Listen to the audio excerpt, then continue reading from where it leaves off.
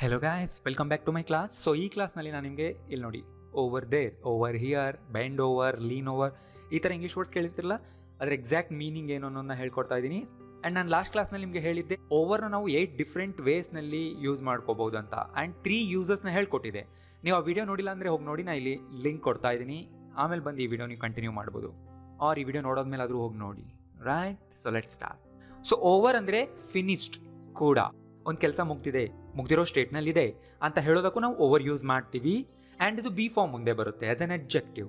ಇಲ್ಲಿ ನೋಡಿ, it's all over, ಎಲ್ಲ ಮುಗೀತು, ಈಗೇನು ಉಳಿದೇ ಇಲ್ಲ, ಎಲ್ಲ ಮುಗ್ದೋಯ್ತು ಅಂತ ಹೇಳ್ತಿರ್ತಾರಲ್ಲ, ಯಾವುದಾದ್ರೂ ವಿಷಯದ ಬಗ್ಗೆ ಆಗಿರ್ಬೋದು.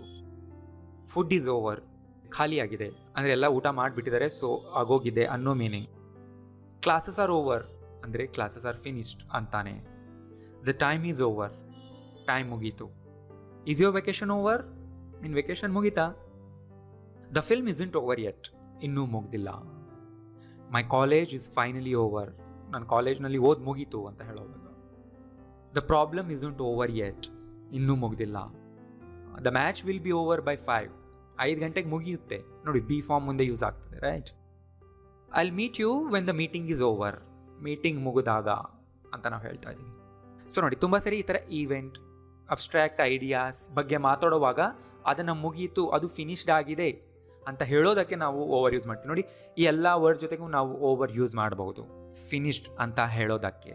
ರೈಟ್, ಗೊತ್ತಾಯ್ತಲ್ಲ? And use number 5, over there, over here ಅನ್ನೋ ಫ್ರೇಸಸ್ನ ಕೇಳಿರ್ತೀರಾ. ಸೊ ಕೇರ್ಫುಲ್ ಆಗಿ ಕೇಳಿಸ್ಕೊಳ್ಳಿ. ಓವರ್ ದೇರ್ ಅಂದರೆ ನೀವು ಆ ಲೊಕೇಶನ್ನ ಪಾಯಿಂಟ್ ಮಾಡಿ ಹೇಳ್ತಾ ಇದ್ದೀರಾ, ಇನ್ ದ್ಯಾಟ್ ಪ್ಲೇಸ್ ಅಂತ, or at that place, or to that place, ಅಲ್ಲಿಗೆ ಅಂತ ಹೇಳೋದಕ್ಕೆ. ಓವರ್ ಹಿಯರ್ ಅಂದರೆ ನೀವು ನಿಂತಿರೋ ಜಾಗ, ಅವ್ರ ಸ್ಪೀಕರ್ ಮಾತಾಡ್ತಾ ಇರೋರು ಎಲ್ಲಿದ್ದಾರೋ ಆ ಜಾಗ. In this place, at this place, or to this place ಅಂತ ನೀವು ಪಾಯಿಂಟ್ ಮಾಡ್ತೀರಾ ಆ ಜಾಗನ. ಓಕೆ, ಜಸ್ಟ್ ದೇರ್ ಹಿಯರ್ ಅನ್ಬೋದಲ್ವಾ? ಎಸ್, ನಾನು ನಿಮಗೆ ಡಿಫ್ರೆನ್ಸ್ ಹೇಳ್ತೀನಿ. ಯಾವಾಗ ಯೂಸ್ ಮಾಡ್ತೀವಿ ಅಂದರೆ ಟು ಗಿವ್ ಎಕ್ಸ್ಟ್ರಾ ಎಂಫಸಿಸ್, ಇನ್ನೂ ಸ್ಟ್ರಾಂಗ್ ಮಾಡಿ ನಾವು ಅದಕ್ಕೆ ಒತ್ತು ಕೊಟ್ಟು ಹೇಳಬೇಕು. ಯಾವುದಕ್ಕೆ? To the location of the object. ನೀವು ಆ ವಸ್ತುವಿನ ಜಾಗದ ಬಗ್ಗೆ ಮಾತಾಡ್ತಿದ್ರಲ್ಲ, ದೇರ್ ಅನ್ನೋದಕ್ಕೆ ನೀವು ಇನ್ನೂ ಎಂಫಸೈಸ್ ಮಾಡ್ಬೇಕಂದ್ರೆ ಓವರ್ ದೇರ್ ಅಂತ ಹೇಳಿ.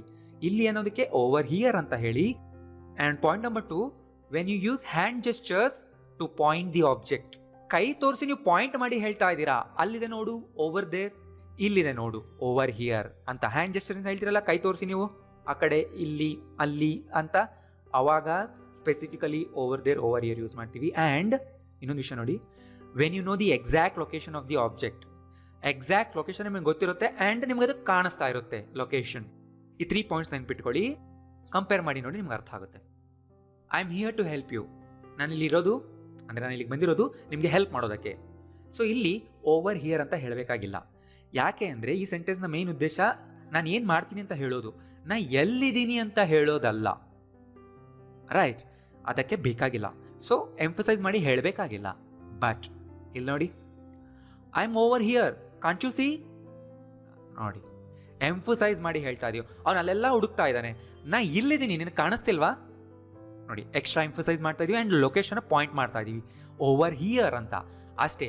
ಓವರ್ದು ಎಕ್ಸ್ಟ್ರಾ ಮೀನಿಂಗ್ ಏನು ಕನ್ವೆ ಆಗ್ತಿಲ್ಲ, ಬಟ್ ಎಂಫಸೈಸ್ ಮಾಡ್ತಾ ಇದೀವಿ ಜಾಗನ ಆ್ಯಂಡ್ ಪಾಯಿಂಟ್ ಮಾಡ್ತಾ ಇದೀವಿ ಇಲ್ಲೇ ಅಂತ. I am over here, why are you searching elsewhere ಅಂತ.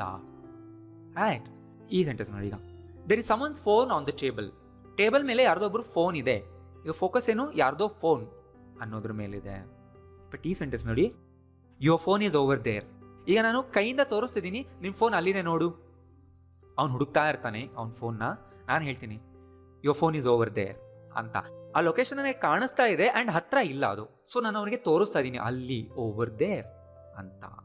ಜಸ್ಟ್ ಈ ಥರ ಹೇಳಬಾರ್ದಾ, ಯುವರ್ ಫೋನ್ ಈಸ್ ದೇರ್ ಅಂತ? ಅದು ತುಂಬ ಸಿಂಪಲ್ ಆಗೋಗುತ್ತೆ, ತುಂಬ ಕ್ಯಾಶುವಲ್ ಆಗೋಗುತ್ತೆ. ಸೊ ಈ ಥರ ಪಾಯಿಂಟ್, ಒಂದು ಕಡೆಗೆ ಪಾಯಿಂಟ್ ಮಾಡಿ ಅಲ್ಲಿ ಅಂತ ನೀವು ಸ್ಪೆಸಿಫೈ ಮಾಡ್ತೀರಾ, ಓವರ್ ದೇರ್ ಅನ್ನೋದೇ ಕಾಮನ್. ಆ್ಯಂಡ್ ನೀವು ಜಸ್ಟ್ ದೇರ್ ಯೂಸ್ ಮಾಡೋದು ಈ ಥರ ಸಿಚುವೇಶನಲ್ಲಿ. I went to his room, I saw your phone there. I went to his room, ನಾನು ಅವ್ರ ರೂಮ್ಗೆ ಹೋಗಿದ್ದೆ, ಅಲ್ಲಿ ನಿನ್ನ ಫೋನ್ನ ನೋಡಿದೆ. ಇಲ್ಲಿ ಓವರ್ ದೇರ್ ಅಂತ ಹೇಳಕ್ಕೆ ಬರಲ್ಲ. I saw your phone over there, no, ಹೇಳಕ್ಕೆ ಬರಲ್ಲ. ಯಾಕಂದರೆ ನಾನು ಆ ಜಾಗಕ್ಕೆ ಹೋಗಿ ಬಂದುಬಿಟ್ಟಿದ್ದೀನಿ, ಈಗ ನನಗೆ ಆ ಜಾಗ ಕಾಣಿಸ್ತಿಲ್ಲ. ನನ್ನ ಎದುರುಗಡೆ ದೂರದಲ್ಲಿ ಕಾಣಿಸ್ತಿದ್ರೆ ಮಾತ್ರ ನಾನು ಓವರ್ ದೇರ್ ಅಂತೀನಿ, ಕಾಣಿಸ್ತಿಲ್ಲ ಅಂದರೆ ಅನ್ನಲ್ಲ. ನೋಡಿ, ಅವ್ನ ರೂಮ್ಗೆ ಹೋಗಿ ಬಂದಾಯ್ತು. ಈಗ ನಿನ್ನ ಫೋನ ನಾನು ಅಲ್ಲಿ ನೋಡಿದೆ ಅಂತ ಹೇಳಬೇಕಲ್ವಾ? I saw your phone there ಇಲ್ಲಿ ಓವರ್ ದೇರ್ ಹಾಕಕ್ಕೆ ಬರಲ್ಲ. ನೋಡಿ, ಜಸ್ಟ್ ದೇರ್ ಹಾಕೋ ಸಿಚುವೇಶನ್ ಇದು. ಅರ್ಥ ಆಯ್ತಲ್ವಾ? ಸೊ 3 ಪಾಯಿಂಟ್ಸ್ ಏನು? To give extra emphasis to the location of the object. When use hand gestures ಅಂದ್ರೆ ನೀವು ಕೈನ ಪಾಯಿಂಟ್ ಮಾಡಿ ತೋರಿಸ್ತಿದ್ದೀರಾ ಅಲ್ಲಿ ಅಥವಾ ಇಲ್ಲಿ ಅನ್ನೋವಾಗ, when you know the exact location of the object and ಆ ಲೊಕೇಶನ್ ನಿಮಗೆ ಕಣ್ಣಿಗೆ ಕಾಣಿಸ್ತಾ ಇರಬೇಕು, ದೂರದಲ್ಲಾದರೂ ಸರಿ ಹತ್ತಿರದಲ್ಲಾದರೂ ಸರಿ. ರೈಟ್, ಗೊತ್ತಾಯ್ತಲ್ಲ? ಎಕ್ಸಾಂಪಲ್ಸ್ ನೋಡಿ. ಈಗ ಗೋ ಓವರ್ ದೇರ್, ನೀವು ಪಾಯಿಂಟ್ ಮಾಡಿ ಹೇಳ್ತೀರಾ ಅಲ್ಲಿಗೆ ಹೋಗು ಅಂತ. ಅಂದರೆ ನೀವು ಅವ್ರನ್ನ ಜಾಗ ತೋರಿಸ್ತಿರ್ತೀರಾ, ನೀ ಇಲ್ಲಿಗೆ ಬಾ, ಅಲ್ಲಿಗೆ ಹೋಗು ಅಂತ. ಆ್ಯಂಡ್ ನೀನು ಇಲ್ಲಿ ನಿಂತ್ಕೋಬೇಡ, ಅಲ್ಲಿಗೆ ಹೋಗು. ಗೋ ಓವರ್ ದೇರ್ ಅಂದರೆ ಎಂಫಸೈಸ್ ಮಾಡಿ ಹೇಳ್ತಾ ಇದ್ದೀರಾ ಅಲ್ಲಿಗೆ ಅಂತ. ರೈಟ್. ಲುಕ್ ಓವರ್ ದೇರ್, ಅಲ್ಲಿ ನೋಡು. ಕಮ್ ಓವರ್ ಹಿಯರ್, ಇಲ್ಲಿಗೆ ಬಾ, ಅಲ್ಲಿಂದ ನೋಡಬೇಡ, ಇಲ್ಲಿಗೆ ಬಂದು ನೋಡು. ಸೊ ಆ ಥರ ಎಂಫಸೈಸ್ ಮಾಡ್ತಿದ್ರ. ಜಸ್ಟ್ ಕಮ್ಮಿ ಇರ್ಬೋದು, ಎಷ್ಟು ಅನ್ಬೋದು. ತುಂಬ ಸಿಂಪಲ್ ಆಗಿರುತ್ತೆ, ಕ್ಯಾಶುವಲ್ ಆಗಿರುತ್ತೆ ಅಷ್ಟೇ. ಅದರಲ್ಲಿ ಏನು ಎಕ್ಸ್ಟ್ರಾ ಮೀನಿಂಗ್ ಬರಲ್ಲ. ಗೋ ಸಿಟ್ ಓವರ್ ದೇರ್ ಅನ್ಬೋದು ನೀವು. ಅಂದರೆ ಅವ್ರ ಜಾಗ ಹುಡುಕ್ತಾ ಇರ್ತಾರೆ, ನೀವು ಒಂದು ಜಾಗನ ಪಾಯಿಂಟ್ ಮಾಡ್ತೀರಾ. I will wait over here, ನಾ ಇಲ್ಲೇ ವೇಟ್ ಮಾಡ್ತೀನಿ, ನೀ ಇಲ್ಲಿಗೆ ಬಾ. What is over there? ಅಲ್ಲಿರೋದೇನು? My mother is over there. ನೋಡಿ, ಅವರು ನಿಮ್ಮ ಮದರ್ನ ಹುಡುಕ್ತಿರ್ತಾರೆ, ನೋಡು ಅಲ್ಲಿದ್ದಾರೆ ನೋಡು. My mother is over there. Right. What happened over there? Can you see anything over there? ನೋಡಿ, ಆ ಎಕ್ಸಾಕ್ಟ್ ಲೊಕೇಶನ್ ಅಲ್ಲಿ ನಿನ್ಗೆ ಏನಾದ್ರು ಕಾಣಿಸ್ತಾ ಇದೆಯಾ ಅಂತ. The person standing over there is my father. ಅಲ್ಲಿ ನಿಂತಿರೋರು ನಮ್ಮ ಫಾದರ್ ಅಂತ ನಾನು ಹೇಳ್ತಾ ಇದ್ದೀನಿ. ಸೊ ನಾನು ಆಗಲೇ 3 ಪಾಯಿಂಟ್ಸ್ ಹೇಳಿದ್ನಲ್ಲ, ಆ 3 ಪಾಯಿಂಟ್ಸ್ ಇಲ್ಲಿ ಅಪ್ಲೈ ಆಗುತ್ತೆ ಎಲ್ಲ ಸೆಂಟೆನ್ಸ್ನಲ್ಲೂ. ಚೆಕ್ ಮಾಡ್ಕೊಳ್ಳಿ. Right. And next, use number 6, ಒಂದು ಕಡೆಯಿಂದ ಇನ್ನೊಂದು ಕಡೆಗೆ ಪಾಸ್ ಆಗೋದು. ಅಂದರೆ ಒಂದು ಸೈಡಿಂದ ಇನ್ನೊಂದು ಸೈಡ್ಗೆ ನಡ್ಕೊಂಡು ಹೋಗೋದಾಗಿರೋದು, ಹಾರೋದು, ದಾಟೋದು, ಬರೋದು, ನೋಡೋದು, ಬೆಂಡ್ ಆಗೋದು. ಸೊ ಒಂದು ಸೈಡಿಂದ ಮತ್ತೊಂದು ಸೈಡ್ಗೆ ಟ್ರಜೆಕ್ಟ್ರಿ ಇದ್ದರೆ ರೈಟ್, ಅವಾಗ ನಾವು ಓವರ್ ಅನ್ನೋ ವರ್ಡ್ ಯೂಸ್ ಮಾಡ್ತೀವಿ. ಇಲ್ಲಿ ನೋಡಿ, don't jump over the dog. So ನಾಯಿ ಇರುತ್ತೆ, ಮಕ್ಕಳು ಅದ್ರ ಮೇಲೆ ಜಂಪ್ ಮಾಡ್ತಿರ್ತಾರಲ್ಲ, ಆ ಕಡೆಯಿಂದ ಈ ಕಡೆಗೆ, ಒಂದು ಸೈಡಿಂದ ಇನ್ನೊಂದು ಸೈಡ್ಗೆ. ಓವರ್ ದಿ ಡಾಗ್ ಅನ್ಬೇಕು, ಆನ್ ದ ಡಾಗ್ ಅನ್ನಕ್ಕೆ ಬರಲ್ಲ ಅಲ್ವಾ ಇಲ್ಲಿ. Some kids ran over the grass. ಅಂದರೆ ಪಾರ್ಕಲ್ಲಿ ಹುಲ್ಲಿತ್ತು, ಯಾರೋ ಮಕ್ಕಳು ಹುಲ್ ಮೇಲೆ ಓಡೋಗಿದ್ದಾರೆ. ಸೊ ಅಲ್ಲಿ ಕಾಣಿಸ್ತಾ ಇದೆಯಲ್ಲ ಒಂದು ಕಡೆಯಿಂದ ಮತ್ತೊಂದು ಕಡೆಗೆ. ಸೊ ನಾನು ಅವಾಗ ಹೇಳ್ತೀನಿ, kids ran over the grass. The dog jump over the gate. Gate ಮೇಲಿಂದ ಜಂಪ್ ಮಾಡ್ಕೊಂಡು ಹೋಯ್ತು. I think the thief climbed over the wall. So ಅಷ್ಟು ದೊಡ್ಡ ವಾಲ್ ಇತ್ತು, ಕಳ್ಳ ಅದನ್ನು ದಾಟಿಕೊಂಡು, ಅದನ್ನು ಹತ್ತಿ ದಾಟಿಕೊಂಡು ಆ ಸೈಡ್ಗೆ ಹೋದ. ಸೊ ಈ ಥರ ಒಂದು ಹೈಯರ್ ಪೊಸಿಷನ್ನ ಹತ್ತಿ ದಾಟಿ ಇನ್ನೊಂದು ಸೈಡ್ಗೆ ಹೋಗುವಾಗ ಓವರ್ ಅಂತಾನೆ ಹೇಳ್ತೀವಿ, ಆನ್ ಹೇಳಲ್ಲ. ಇದೇ suitable word. Right. He bent over and hug the children. ನೋಡಿ, ಅವನು ನಿಂತಿರೋ ಪೊಸಿಷನಿಂದ ಬೆಂಡ್ ಆದ. ಸೊ ಅದರ ಟ್ರಜೆಕ್ಟ್ರಿ ಕಾಣುತ್ತಲ್ವಾ, ಮೇಲಿಂದ ಡೌನ್ ಸೈಡ್ಗೆ ಬೆಂಡ್ ಆದ. So he bent over and hug the children. Right. ಈ ಬೆಂಟ್ ಡೌನ್ ಅಂತ ಹೇಳಕ್ ಬರಲ್ವಾ? ನೋಡಿ, ಬೆಂಟ್ ಡೌನ್ ಅಂದ್ರೆ ಅವರು ಜಸ್ಟ್ ಹಾಗೆ ಕುತ್ಕೋಬಹುದು, ಹಾಗೆ ಅವರು ನೀಲ್ ಡೌನ್ ಮಾಡಬಹುದು. ಬೆಂಡ್ ಆಗೋ ಟ್ರಜೆಕ್ಟ್ರಿ ಕಾಣಬೇಕಲ್ಲ, ಸೊ ಅದಕ್ಕೆ ನಾವು ಬೆಂಟ್ ಓವರ್ ಅಂತ. He jumped over the fence and ran away. 3 big trees fell over on the main road. So ಮರ ಬೀಳೋ ಅಂತಹ ಟ್ರಜೆಕ್ಟ್ರಿ ಇರುತ್ತಲ್ವಾ, ಮೇಲಿಂದ ಕೆಳಗೆ ಎಂಡ್ ಟು ಎಂಡ್. ಸೊ ಅದಕ್ಕೆ ಫೆಲ್ ಓವರ್ ಅಂತೀವಿ, ಅಂದರೆ ಫೆಲ್ ಡೌನ್ ಥರನೇ. They had to walk over the hills to reach the village. So ಆ ವಿಲೇಜ್ನ ರೀಚ್ ಮಾಡೋದಕ್ಕೆ ಅವ್ರು ಹೇಗೆ ಹೋಗಬೇಕಾಗಿತ್ತು? ಬೆಟ್ಟನ ಹತ್ತಿ ಇಳಿದು ಆ ಸೈಡ್ ನಡ್ಕೊಂಡು ಹೋಗ್ಬೇಕಿತ್ತು ಅವರು. So walk over the hills ಅಂತೀವಿ. ಕ್ಲೈಂಬ್ಡ್ ಓವರ್ ದ ವಾಲ್ ಇತ್ತಲ್ಲ, ಅದೇ ಥರ. A fat man jumped over the ditch and fell to the ground. So ditch ಅಂದರೆ ವಾಟರ್ ಕೆನಾಲ್, ಮಧ್ಯದಲ್ಲಿ ನೀರಿರುತ್ತೆ, ಆ ಕಡೆ ಹೋಗೋಕ್ಕೆ ಜಂಪ್ ಮಾಡಬೇಕಲ್ವಾ. At the end of the movie he push the car over the edge. ಅಂದರೆ ಬೆಟ್ಟದ ತುದಿ, ಅಲ್ಲಿಂದ ಅವನು ಕಾರ್ನ ಪಾಸ್ ಮಾಡಿದ. ಸೊ ಅಲ್ಲಿಂದ ಅದು ಪಾಸ್ ಆಯ್ತಲ್ವಾ ಕೆಳಗಡೆಗೆ, ಸೊ ಓವರ್ ದ ಎಡ್ಜ್ ಅಂತಾನೆ ಹೇಳ್ತೀವಿ. ಸೊ ನೀವು ಆ ಥರ ಬೆಟ್ಟದ ತುದಿಯಿಂದ ಕೆಳಗಡೆ ನೋಡೋದಕ್ಕೂ ನಾವು ಓವರ್ ಅಂತಾನೆ ಯೂಸ್ ಮಾಡ್ತೀವಿ. Don't see over the edge or don't see over the cliff ಅಂತೀವಿ. ಕ್ಲಿಫ್ ಅಂದರೆ ಬೆಟ್ಟದ ತುದಿ. ಲುಕ್ ಓವರ್ ದ ವಾಲ್ ಅಂದರೆ ನಿಮ್ಮ ಮುಂದೆ ಒಂದು ವಾಲ್ ಇದೆ ಅಥವಾ ಏನೋ ಒಂದು ಕಾಂಪೌಂಡ್ ಇದೆ, ನೀವು ಅದ್ರ ಮೇಲಿಂದ ನೋಡಬೇಕು, ಆ ಸೈಡ್ ಏನೋ ಇದೆ, ಅವಾಗ ಹೇಳಬೇಕು ಲುಕ್ ಓವರ್ ದ ವಾಲ್ ಅಂತ. ಲುಕ್ ಆನ್ ದ ವಾಲ್ ಅಂದರೆ ವಾಲ್ ಮೇಲೆ ಏನೋ ಇದೆ, ನೋ, ವಾಲ್ನ ದಾಟಿ ಆ ಕಡೆ ಏನೋ ಇರುತ್ತೆ, ಅವಾಗ ಹೇಳಬೇಕು. She looked over the cliff with fear.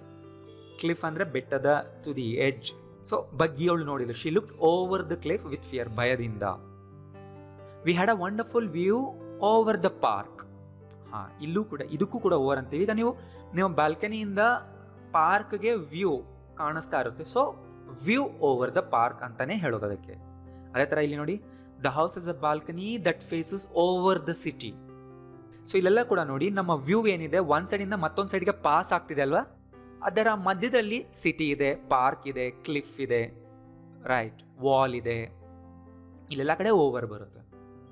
And ಇಲ್ಲಿ ನೋಡಿ ಹಿ ಲೀನ್ಡ್ ಓವರ್, ಇದೊಂದು ಅಡ್ವರ್ಬ್ ಥರ ಯೂಸ್ ಆಗ್ತದೆ.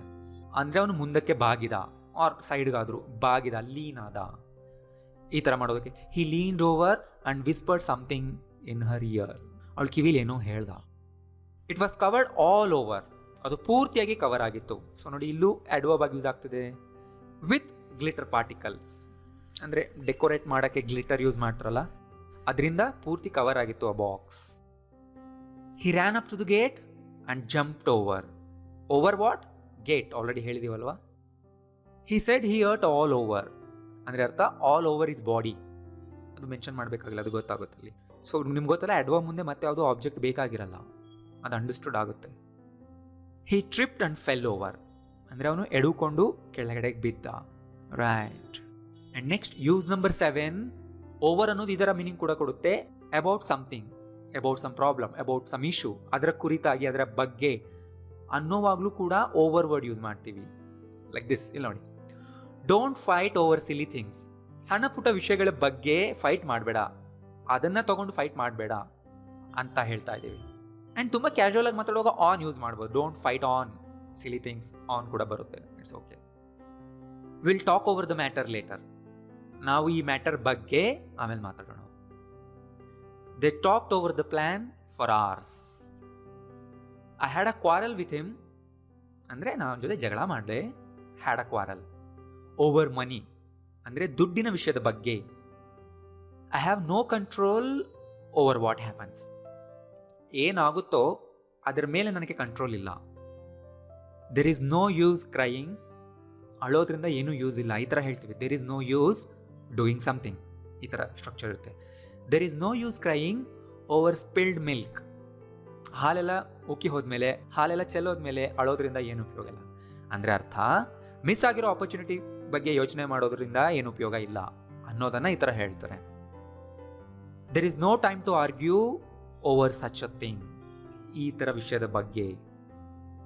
This couple always argues over minor issues. There is no need to get angry, ಸಿಟ್ ಆಗೋ ಅವಶ್ಯಕತೆನೇ ಇಲ್ಲ over this matter. I don't think he will ever get over the loss of his wife. ಇಲ್ಲಿ ನೋಡಿ get over ಬಂತು. Get over ಅಂದರೆ ಅದರಿಂದ ಹೊರಗೆ ಬರೋದು, ಅದರಿಂದ ರಿಕವರ್ ಆಗೋದು.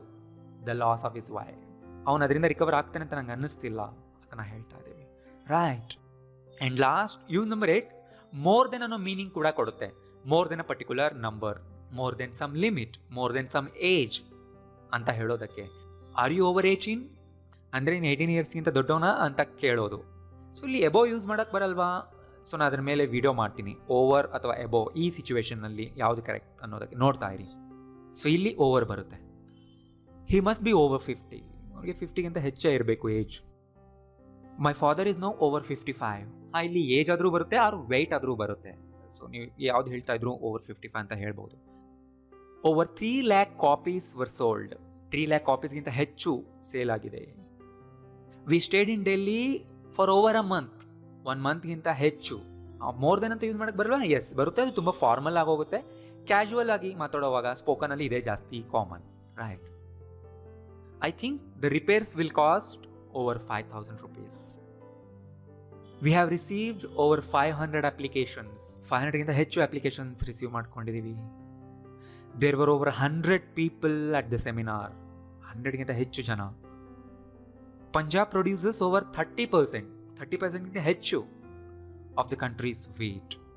He couldn't enter the competition as he was over the age limit. ಅವನ ಏಜ್ ಲಿಮಿಟ್ಗಿಂತ ಹೆಚ್ಚಿದ್ದ, ಅಂದರೆ ಅವ್ನ ಏಜ್ ಜಾಸ್ತಿನೇ ಇತ್ತು ಲಿಮಿಟ್ಗಿಂತ, ರೈಟ್. ಅರ್ಥ ಆಯ್ತಲ್ಲ? ಸೊ ನೀವೇನು ಮಾಡ್ತೀರಾ, ಎಲ್ಲದನ್ನು ನೀಟಾಗಿ ನೋಟ್ಸ್ ಮಾಡ್ಕೊಳ್ಳಿ, ರಿಪೀಟೆಡ್ ಆಗಿ ಓದಿ ಆ್ಯಂಡ್ ನಿಮ್ಮ ಓನ್ ಎಕ್ಸಾಂಪಲ್ಸ್ ಮಾಡಿ ಅಷ್ಟೇ. ಈ ವಿಡಿಯೋ ಯೂಸ್ಫುಲ್ ಅನಿಸಿದ್ರೆ ಲೈಕ್ ಮಾಡಿ ಆ್ಯಂಡ್ ಎಲ್ಲರಿಗೂ ಶೇರ್ ಮಾಡಿ. Thank you.